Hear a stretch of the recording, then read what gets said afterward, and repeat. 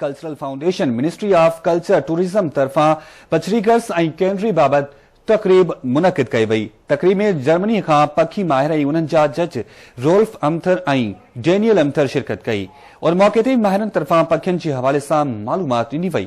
तकरीब में मुख़्तलिफ़ क़िस्मनि जा पखी, झिरकी ऐं तोते समेत 40 खां वधीक पखी नुमाइश में रखिया विया। तकरीब दौरान जर्मनी जे वफ़द तरफां पाकिस्तान लाइ नेक ख्वाहिशनि जो इज़हार कयो वियो। Very surprised over all the people. They were very friendly and good. She was good hospitality for over us. It is great. Also ich bin angenehm überrascht von dem Ganzen, war so beeindruckt, das ist also Wahnsinn.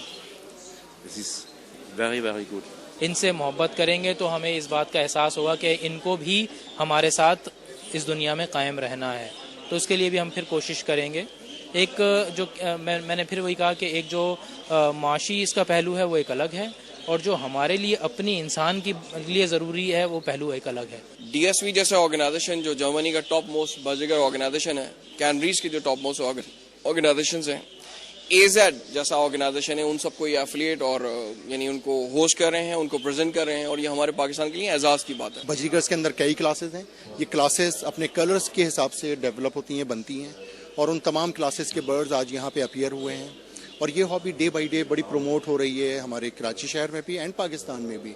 साल में दूसरा मौका है कि इतने खूबसूरत परिंदों की नुमाइश यहाँ हो रही है, और ये वो परिंदे होते हैं जो आम तौर पर हमें नज़र नहीं आते, या तो हमें टीवी में नज़र आते हैं या तस्वीरों में नज़र आते हैं।